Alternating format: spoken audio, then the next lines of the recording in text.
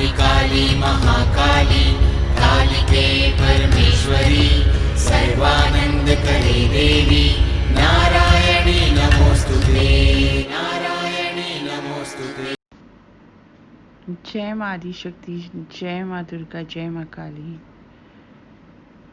आज आपको मैं स्वर्ण प्रभा यक्षिणी साधना के बारे में बताऊंगी, जिसको पाने से आपके जीवन में कौन कौन सी चीज़ों की पूर्ति होती है।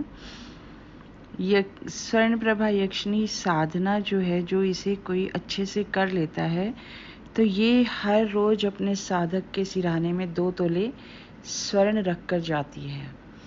ये पुरानी साधनाएं हैं और गुरुओं से प्राप्त हुई भी साधनाएं हैं और पुरातन लोगों को तो ये सिद्ध भी होती थी और आज भी हो सकती है, क्योंकि आज भी अगर कोई श्रद्धा, विश्वास और भक्ति से इन्हें पाना चाहे तो ये जल्दी सिद्ध होती हैं। लक्ष्मी की प्रचलित साधनाओं के साथ साथ ऐसी साधनाएं भी हैं जो अपेक्षाकृत ढंग से कम समय में ही पूर्ण रूप से सिद्ध हो जाती हैं और फिर निरंतर जीवन भर फलदायक बनी रह सकती हैं। ऐसी साधना जो है स्वर्ण प्रभा यक्षिणी साधना है। मैं आपसे एक प्रार्थना करूंगी कि आप इस वीडियो को पूरी तरह से देखना, क्योंकि अगर इसमें से कुछ भी मिस होगा तो आप इस साधना को पूरी तरह से नहीं कर पाओगे। ये वीडियो थोड़ा लंबा बनेगा क्योंकि मैं पूरी साधना आप लोगों को दूंगी, अधूरी साधना नहीं दूंगी जिससे कि आप लोगों को की साधना सिद्ध ना हो। ऐसा काम नहीं करूंगी। मैं यही करूंगी कि जिससे आपको ये पूर्ण रूप से आप इस साधना को कर पाएँ। वैसे मानव के लिए यक्षिणी वर्ग से अधिक सहायक वर्ग शायद ही कोई होगा जो अपनी विशेषता में अप्सरा और किन्नरी वर्ग से भी अधिक विविधता लिए हुए है। अप्सरा और किन्नरी तो देवताओं व मनुष्यों के मध्य के बीच की कड़ी है, जबकि यक्षिणी ऐसी अभिशप्त देवी होती है जो किसी श्राप के कारण ही या त्रुटि के चलते अपनी देह से अलग होकर सूक्ष्म और प्रकट रूप में इस धरती पर विचरण करती है। कुछ साधनाओं क्रियाओं के द्वारा सिद्ध होने पर साधक के मनोरथों को पूर्ण कर उसे विभिन्न भोग, धन, आभूषण तथा उसकी सभी इच्छाओं की पूर्ति कर अपने श्राप का निराकरण करने का प्रयास करती रहती है। देखा जाए तो यक्षिणी स्वयं ही आतुर रहती है कि कोई उसको सिद्ध कर ले, उसके द्वारा तृप्त होकर उसके श्राप के से छूटने में वो सहायक सिद्ध होती है। मूल रूप से उच्च वर्ग की होने के कारण यक्षिणियाँ ऐसी दिव्य शक्तियों से युक्त होती हैं जिनकी साधना कल्पना भी नहीं कर सकते, जिसके लिए साधक जो है कल्पना भी नहीं कर सकता। और ये जैसे दिव्य अंजन प्राप्त करना, जमीन में गड़ा धन देख लेना, दिव्य औषधियाँ प्राप्त करना, वृद्ध अवस्था को नवयौवन में परिवर्तित कर देना, दिव्य लेप से झुर्रियाँ और पके बालों का दोष मिटा देना, जैसी चमत्कार पूर्ण और अद्भुत उल्लेख है मिश्र तंत्र में इसके बारे में। ऐसे ही वर्ग की स्वर्ण प्रभा यक्षिणी जो अपने मादक स्वरूप से साधक को सरस बनाती है, उसके विषय में शास्त्र प्रमाण है कि सिद्ध होने पर नित्य रात्रि में साधक के सम्मुख विविध आभूषणों से लदी हुई आकर अनेक प्रकार से उसका मनोरंजन कर वे सुबह उन आभूषणों को वहीं छोड़ नित्य प्रति साधिका को इतना धन प्रदान कर देती है कि साधक को उसके व्यय करने के मार्ग ढूंढने पड़ते हैं।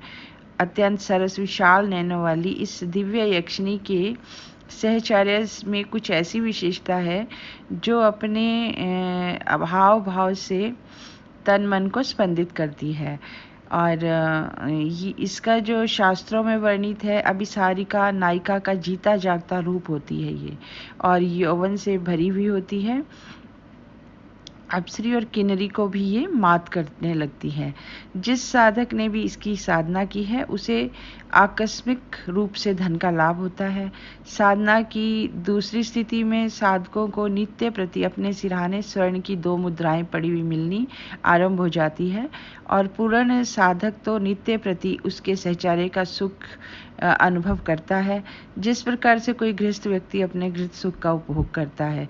ये तो निर्भर करता है कि साधक के अंदर साधना के प्रति कितनी लगन, धैर्य और तीव्रता है, लेकिन ऐसा हो ही नहीं सकता कि साधक स्वर्ण प्रभा यक्षिणी की साधना करे और असफल रह जाए। यक्षिणी साधना करने के लिए आवश्यक नहीं है कि किसी वृक्ष के मूल में बैठा जाए या शमशान भूमि में जाए या चौराहे तिराहे पर आसन जमाया जाए। इसके लिए अनेक शास्त्रों में वर्णित है। यक्षिणी साधना मूल रूप में पौरुष और दमखम की साधना है, जिसको साधना के मध्य अपने अंदर तीव्रता धारण करना चाहिए। कुछ विशेष मुद्राओं के माध्यम से ही स्पष्ट किया जाता है। यक्षिणी साधनाओं में मुद्राओं का महत्व सबसे अधिक है। मुद्रा का तात्पर्य है हाथों द्वारा विशेष कार्य के लिए प्रदर्शित की जाने वाली क्रिया। यक्षिणी साधना में साधक सबसे पहले यक्षिणी का आह्वान करता है, उसे अपने सामने आकर्षित करता है और आकर्षण के बाद उसे पास बिठाने के लिए सानिध्यकरण मुद्रा से मंत्र जप करता है। तत्पश्चात यक्षिणी को विदा देता है, जिसे यक्षिणी विसर्जन कहते हैं। तो आवाहन मुद्रा, यक्षिणी के लिए जब आवाहन करते हैं तो सबसे सर्वश्रेष्ठ मुद्रा योनि मुद्रा है और ये इस मुद्रा में भी बाएं अंगूठे से आवाहन किया जाता है और इसका आवाहन मंत्र है, आप मंत्र सुन लो।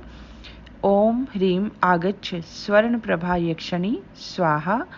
और सानिध्यकरण मुद्रा है, यक्षिणी को अपने सानिध्य में अर्थात अपने पास बिठाने के लिए इस मुद्रा का प्रयोग कर मंत्र बोलना चाहिए। दोनों हाथों की मुट्ठी बांधकर हाथ आगे कर मुट्ठी फैलाएं और फिर बांधे। इस मुद्रा के दौरान ही आपको ये मंत्र बोलना है, ओम कामेश्वरी स्वाहा। इसके बाद ह्रीम मंत्र का 100 बार आपको उच्चारण करना है। दोनों हाथों को घड़े के आकार में स्थापित कर हृदय मुद्रा बनाएं। इससे ये यक्षिणी बहुत प्रसन्न होती है। आकर्षण की क्रोध मुद्रा, दोनों क्रियाओं के बाद आपको क्रोध मुद्रा यक्षिणी को आकर्षण किया जाता है क्रोध मुद्रा से। इसमें दोनों हाथों की मुट्ठी बांधकर पहले कनिष्ठ हाथ जोड़े, तत्पश्चात तर्जनी को फैलाकर मोड़ दें और इस क्रोधांकुश यक्षिणी आकर्षण मुद्रा में क्रोध मंत्र का 101 बार जाप करना जरूरी है। क्रोध मंत्र आप सुन लो। ओम जूम कटट कटट स्वर्ण यक्षिणी ह्रीम यह हुम फट। विसर्जन मुद्रा का जो मंत्र है, अब आपको ये आह्वान करना होता है। मुद्रा के पश्चात योनि मुद्रा बनाकर यक्षिणी का विसर्जन किया जाता है। विसर्जन मंत्र सुनिए। ओम ह्रीम गच्छ स्वर्ण प्रभा यक्षिणी शीघ्राम पुनरागमनाय स्वाहा। अब यक्षिणी साधना का जो प्रयोग है वो आपको इस प्रकार करना है। ये मुख्य रूप से रात्रि की द्वितीय पहर अर्थात 11 बजे के बाद ही होने वाली साधना है। यक्षिणी साधना शुक्रवार को संपन्न की जाती है, लेकिन कार्तिक मास में कभी भी संपन्न की जा सकती है। ज्योतिष की दृष्टि से इस विशेष माह में कुछ फलदायक मुहूर्त भी होते हैं। अर्धरात्रि में साधक स्नान कर शुद्ध लाल वस्त्र धारण कर साधना स्थल में सुगंधित पुष्प लाकर रखे और धूप और दीपक जलाना है आपको। इसमें घी का दीपक जलाएंगे आप। उसके बाद स्वर्ण प्रभा यक्षिणी यंत्र का पूजन पुष्प तथा इत्र से करेंगे। सबसे पहले आह्वान, फिर आकर्षण, उसके बाद मंत्र जप, फिर सानिध्यकरण और उसके बाद आप विसर्जन क्रिया संपन्न करनी चाहिए। ये मंत्र जप केवल हकीक की माला से ही संपन्न किया जाएगा। तो मंत्र जो है स्वर्ण प्रभा यक्षिणी का जो मंत्र है वो ये है, आप सुने और इसको नोट कर लें। ओम ह्रीम जूम स्वर्ण प्रभा जूम ह्रीम फट।